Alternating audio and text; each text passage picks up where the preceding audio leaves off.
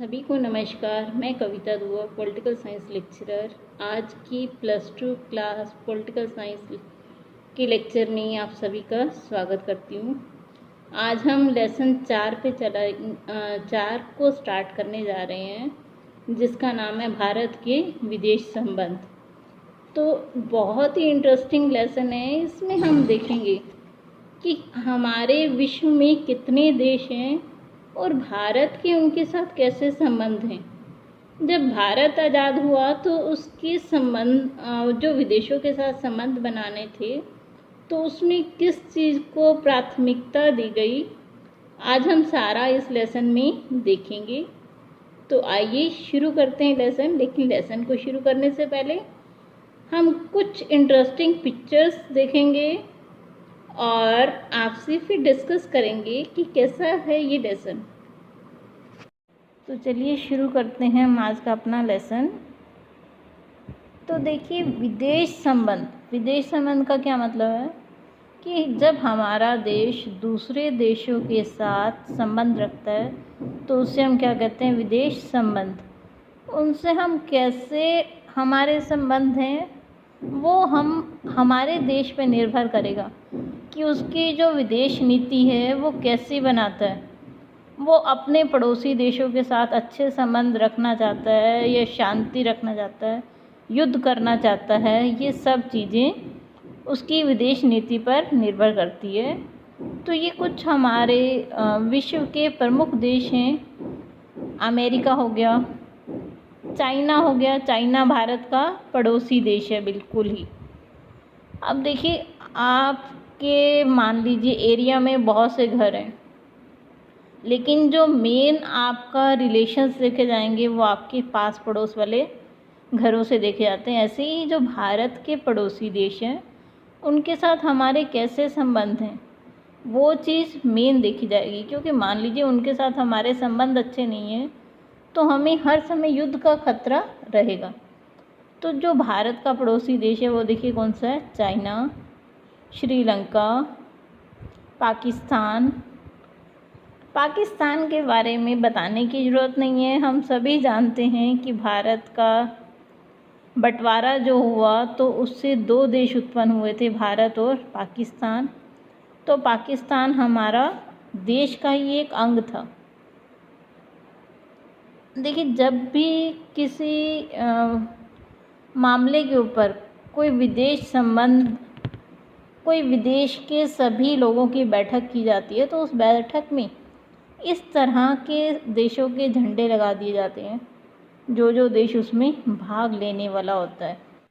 ये लेसन देने का इसमें उद्देश्य क्या है, देखिए, ताकि आप लोगों को पता चल सके कि भारत के जो विदेश संबंध का जब नीति बनाएगी तो उस समय अंतर्राष्ट्रीय परिस्थितियाँ कैसी थी, विदेश नीति बनाते समय किन सिद्धांतों को ध्यान रखा गया, भारत और पाकिस्तान के संबंध कैसे रहे हैं, भारत की जो परमाणु नीति बनी उस पर विदेश नीति का क्या संबंध था। तो ये सारी चीज़ें हम इस लेसन की शुरुआत में सबसे पहले यही बताया गया है कि जिस समय भारत आज़ाद हुआ तो बहुत ही विकट परिस्थितियाँ थी उसके सामने। देखिए क्या परिस्थितियाँ थी। आप सभी को पता है कि दूसरा विश्व युद्ध जो है 1939 से लेकर 45 तक चला था।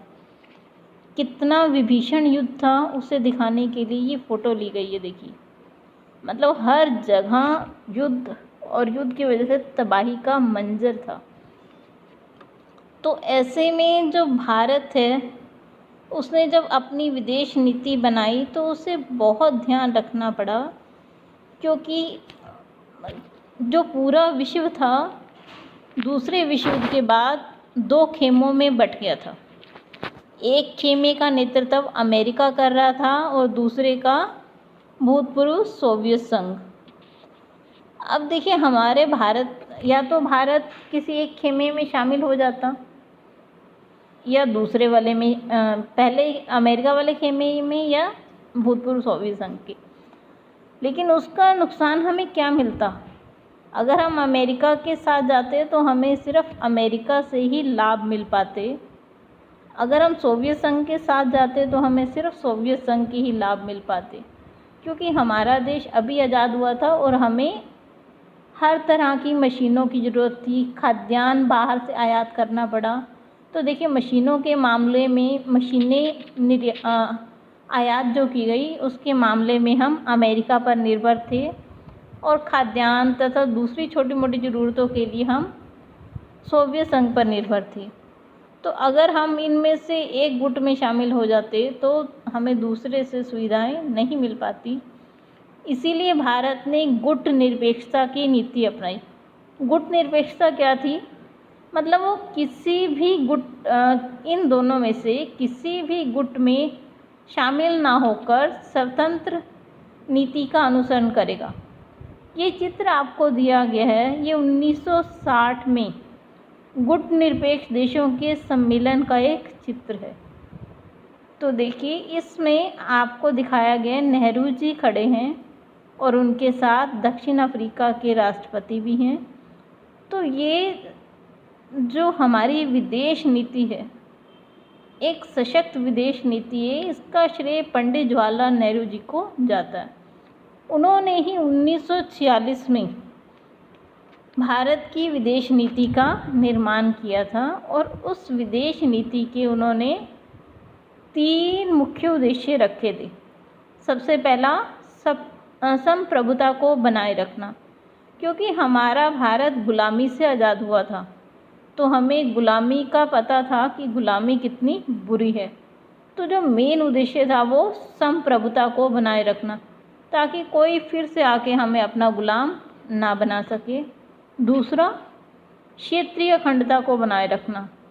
हमारा भारत बहुत सारे अलग अलग राज्यों में बटा हुआ है, तो उन सब को मिला के इकट्ठा रखना जो नेहरू जी ने विदेश नीति अपनाई, उसका मुख्य उद्देश्य था।